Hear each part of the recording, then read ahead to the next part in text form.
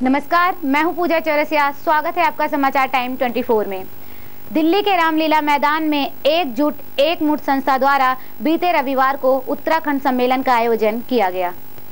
उत्तराखंड एकजुट एकमुठ सम्मेलन में उत्तराखंड समाज के लोगों की खासा भीड़ देखने को मिली। गौरतलब है कि ये सम्मेलन उत्तराखंड समाज के हित के लिए उठ रही मांगों को लेकर किया गया था, जिसमें पहली मांग उत्तराखंड के शहीदों जवानों को न्याय दिलाने की है। लोगों का कहना है कि उत्तराखंड के शहीद हुए जवानों को अब तक पूर्ण रूप से न्याय नहीं मिला है।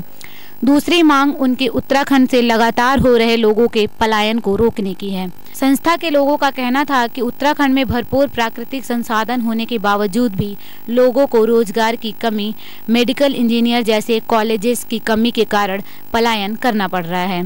साथ ही संस्था का कहना था कि जब तक पूरा उत्तराखंड समाज एकजुट एकमुठ नहीं होगा, वह उत्तराखंड समाज को आगे नहीं बढ़ा पाएगा।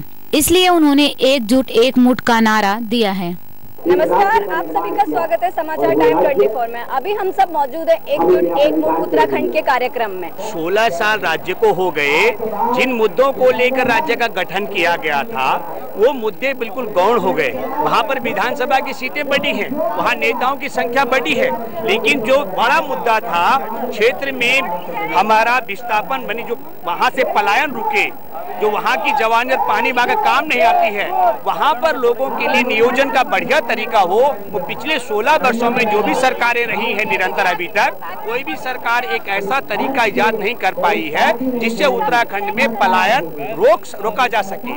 3-4 चीजें बहुत महत्वपूर्ण जो हम लोग, मैं उत्तराखंड आंदोलन के बड़े प्रखर साथियों में से रहा हूँ। देखिए जी, जैसे अगर लेखक में रहे तो हम लोग मैदान में रहे। मसला ये है कि हमारा ये मानना था कि वहाँ पर स्तरीय शिक्षा, रोजगार के नए साधन और मूलभूत सुविधाएं लोगों को उपलब्ध कराई जाए। अभी स्तरीय शिक्षा भी वहाँ पर उपलब्ध नहीं है, मूलभूत सुविधाएं गांव में नहीं है, रोजगार के नए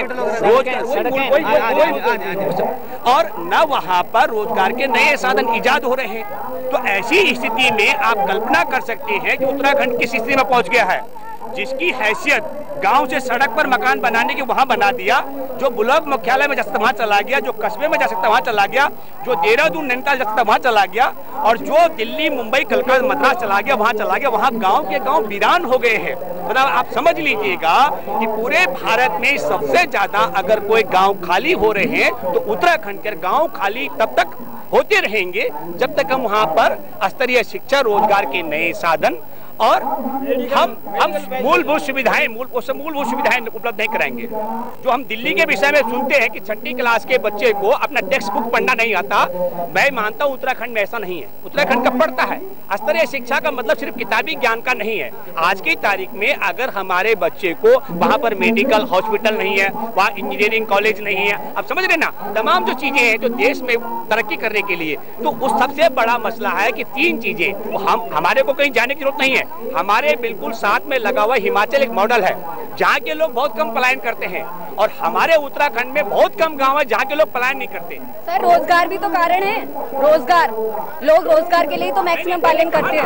रोजगार के नए साधन आपने सुना नहीं है। 3 चीजें हमने कहा, स्तरीय शिक्षा, रोजगार और मूलभूत सुविधाओं के अभाव में लोग पलायन कर रहे हैं। सर, आपने दिव्या रावत के बारे में भी सुना होगा, जो मशरूम लेडी के नाम से फेमस है आजकल उत्तराखंड में।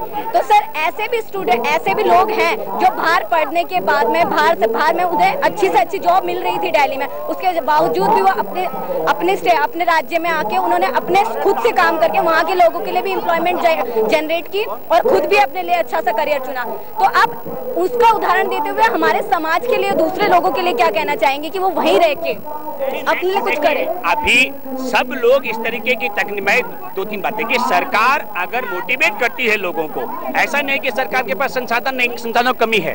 सरकार अगर मोटिवेट करती है, लोगों को इस प्रकार के अवसर उपलब्ध कराती है, तो निश्चित तौर पर लोगों का पलायन रुकेगा। हम ये नहीं कह रहे हैं कि वहाँ पर बहुत उद्योग लग सकते हैं। पलायन के माने रोकने के, रोजगार देने के यही सब तरीका खेत, जल और जंगल और जमीन पर आपको इजाद करने होंगे। आप जल पर किस प्रकार रोजगार दे सकते हैं, जमीन पर किस प्रकार दे सकते हैं, और जंगल का रोजगार किस प्रकार दे सकते हैं। इन 3 चीजों को आप रूटेड करके दे सकते हैं। हमारा यह मान्यता रही है शुरू से कि इस पे उत्तराखंड न केवल संपन्न हो सकता है, विश्व को संपन्न कर सकता है।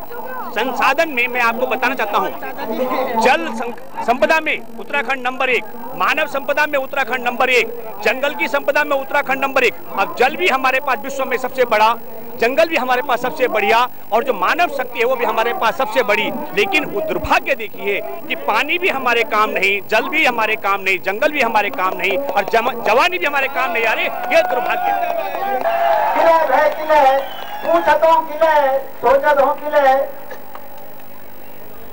विकासम अबेर किले संगत हेर फेर किले, विकासम अबेर किले संगत हेर फेर किले, जनता खुणी अंधेरी रात और नेता खुणी सवेर किले, किले भे किले पूछतों किले सोचतों किले, पारी राजम हर्ष किले, पारी राजम हर्ष किले, कुछ लोगों भर मर्च किले, पारी राजम हर्ष किले, कुछ लोगों भर मर्च किले, गैर सेना 5 पैसा देहरादून खर्च किले, पूछतों किले सोचतों किले, किले भय किले, पहाड़ से बैर किले, गैर सैन गैर किले, पार मांगी राजधानी देहरादून शहर किले, किले भय किले, पूछतों किले सोचतों किले। और भाई बंधु, एक अवस्था केवल सरकार ही दोषी नीचे, हम लोग भी दोषी था। हमारे दोषियों जो कि हम कभी एकजुट एक मुठ नहीं भेज सका, हमने कभी नहीं एकता को प्रदर्शन नहीं करी नेताओं के सामने, कभी सरकार का समझ देना। आज आप लोगों ने करिए ये रामला मैदान में, ये बहुत ऐतिहासिक दिन से, ये एक इतिहास से उत्तराखंडियों को कि उत्तराखंडी अब बिखरे नहीं छन, उत्तराखंडी अब एक हुए नहीं, और अब वे होलो जो ये लोग चाला, जो उत्तराखंडी चाला उत्तराखंड में वे होलो। तो आपको ये प्रदर्शन, आपकी ये ताकत, आपकी ये शक्ति उन लोगों ने मजबूर कर ली कि उत्तराखंड की हित की बात कंध बोड़ा ली, उत्तराखंड का पक्ष का फैसला लेन बोड़ा था। अब ये आप लोगों ने आज साबित कर दे। इस सम्मेलन में उत्तराखंड समाज की संस्कृति की एक झलक भी देखने को मिली। उत्तराखंड सम्मेलन में कई बड़े महान उत्तराखंडी गायक कलाकारों ने भी शिरकत की और अपने ही अंदाज में एकजुट एक मुठ का नारा दिया, जिसमें नरेंद्र सिंह नेगी, कल्पना चौहान और हीरा सिंह जैसे गायक कलाकार शामिल हैं।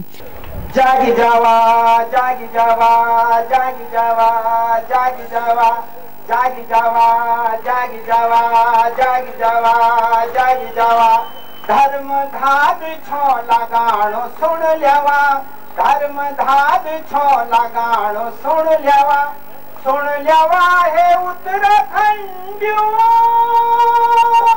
एकजुट एक मुठ हो जावा, जागी जावा जागी जावा जागी जावा, धर्म धाद छो लगाणो सुन लेवा हे उत्तराखंडियों,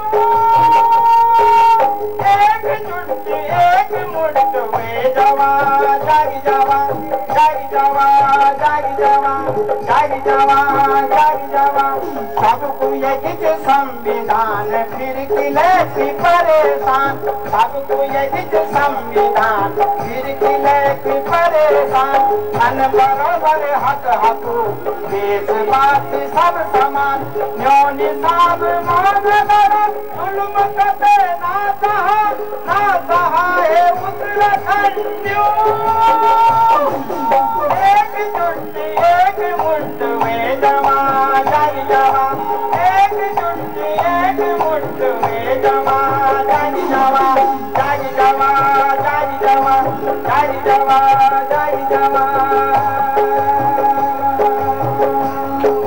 रात खुली सवेर हुए उठाए ताबेर हुए, रात खुली सवेर हुए उठाए ताबेर हुए, भक्त तगड़ी हिता ना बोला सवेर हुए, यो निसाब मांग लड़ो जुल्म कते ना सहा हे उत्तराखंडियों, एकजुट एक मुठ में जवा, जागी जावा एकजुट एक मुठ में जवा, जागी जावा जागी जावा जागी जावा जागी जावा जागी जावा, तिमुल क्यों सारो जा पैर लगा अगड़ी बढ़ा, मैं तिमुल क्यों सारो जा पैर लगा अगड़ी बढ़ा, अपुर भविष्य भी सजा समाज का भी काम, यो निसाब मान लड़ा जुल्म कते ना कहा ये उत्तराखंड, एक मुठ वे जवा जागी जवा, एक मुठ वे जवा जागी जवा, जागी जवा जागी जवा जागी जवा जागी जवा जागी जवा जागी जवा जागी जवा जागी जवा। धन्यवाद, बहुत बहुत धन्यवाद। मैं अंत में आप लोगों से ये निवेदन कर लूं कि हमारी विरासत जो हमारा पुराना हम थे सौंप गए, वे विरासत थे संभालने को है तो लिजानों को है का विकास को काम हम थे कर पड़ो। आज भाई बहनों में आपने एक बात बताऊं चाहूं छूं कि हम अपने पुराणों की द्वि विरासत सिर्फ संभाली रखना, कुड़ी और पुंगड़ी, जबकि हमारा पुराणों हम थे हमारी भाषा भी विरासत माध्यम जीवे की तरफ हम ध्यान नहीं दे, वो उन्हें संभाली नहीं रखी जब हम कुड़ी पुंगड़ी संभाली रखी। हमारा पुराणों हम थे विरासत में वो संस्कृति भी नहीं थे, वो परंपरा भी नहीं जो थे हम आज भूलना चाह। अब दूसरा समाज की परंपराओं थे अपनाना चाह, अपनी परंपरा हम छोड़े नहीं, तो हम थे अपने पुराणों की वो सारी विरासत समाज के रखन चैनन जो जाने वक्त हम थे देगे छा, हम थे सौंप गए छा। और अब हमारो कर्तव्य चे, हमारो धर्म चे कि हम वही विरासत है अपने आने वाली पीढ़ी थे सौंपा, तभी हमारा उत्तराखंड को विकास वे सकते, सांस्कृतिक विकास, सामाजिक विकास, आर्थिक विकास और राजनीतिक विकास की बात भी निकल लो कि हम लोग ही कहीं ना कहीं राजनीतिक दल से जुड़े लोग चाह, अच्छी बात से सबकी अपनी भावना छन, लेकिन जब उत्तराखंड की बात आती, उत्तराखंड का हित की बात आती, उत्तराखंडियों की संस्कृति और उत्तराखंडियों की बोली भाषा की बात आती, तो वक्त हम थे एकजुट होने बड़ा लोग, हम लोगों थे अपनी एकता को प्रदर्शन कर पड़ो कि उत्तराखंड का मामला में हम सब एक छा। हम लोग में आज इतनी बड़ी संख्या में हम उत्तराखंडी छा, लेकिन हमारे पास राजनीतिक नेतृत्व नहीं है। हम लोग कहीं न कहीं पार्टी का झंडा डंडो उठे कि दिन घूमना छा सारी जिंदगी भर, हमारे बाप दादों ने भी ये करे, हम भी ये करना चाहे और शहर हमारे आस औलाद भी ये करे, लेकिन हम लोगों को पार्षद तक नीचे बोला नगर निगम को, हमारे बीच को कोई व्यक्ति, यह हमारी कमजोरी छनियों कमजोरी भरे मनन कर चाहिए कि हमारी एकता नहीं, हम एकजुट नहीं छा, और एकजुट एक मुठ हुए जो ला, तो निश्चित रूप से दिल्ली और एनसीआर में उत्तराखंड एक अलग नजरिए से दिखे जालो, उत्तराखंडियों को सम्मान एक अलग ढंग से नजर आलो, और उत्तराखंडियों की एकता यह साबित कर ली कि उत्तराखंड को हित सर्वोपरि, उत्तराखंड को विकास सर्वोपरि, उत्तराखंड की संस्कृति सर्वोपरि होली। और ये बात को संकल्प लेकर आप लोग जय जय बटी ये मैदान बटी ने, तो मैं आप लोगों से विदा चाहूँ। नमस्कार, धन्यवाद। अभी हमारे साथ मौजूद है उत्तराखंड के महान गायक नरेंद्र सिंह नेगी जी। आइए उनसे जानते हैं कि उनका एकजुट एक मुठ को लेकर क्या कहना है। कि आपको नहीं लगता कि इसमें कहीं ना कहीं हमारे उत्तराखंड की सरकार भी कहीं ना कहीं जिम्मेदार है, जिन्होंने अपने राज्य की तरफ पूरा ध्यान नहीं दिया? मैं यही तो कह रहा हूँ कि प्रवासियों की आवाज भी वहाँ तक जाएगी। प्रवासी क्या चाहते हैं, उत्तराखंड का इतना बड़ा समाज क्या चाहता है, अपने उत्तराखंड के लिए क्या चाहता है, क्या उनकी प्राथमिकताएं होनी चाहिए, ये आवाज़ सरकारों तक जाएगी, वहाँ की सरकारों तक पहुँचेगी, यही उद्देश्य है इसका। और जो खुद यहाँ पर रह रहे हैं दिल्ली एनसीआर में, वो लोग यहाँ के राज्य की सरकार भी इनकी आवाज़ को सुनेगी। तो ये जो कुछ हो रहा है सरकारों को दिखाने सुनाने के लिए ही हो रहा है। साथ ही कुमाऊं गढ़वाली की कुछ लोक प्रस्तुतियां भी देखने को मिली, जिसके जरिए उन्होंने ये संदेश दिया है कि कि कुमाऊं गढ़वाली भाषाओं की अपनी एक अलग मान्यता है और भारत की अन्य संस्कृतियों की तरह ही इसकी भी एक पहचान है।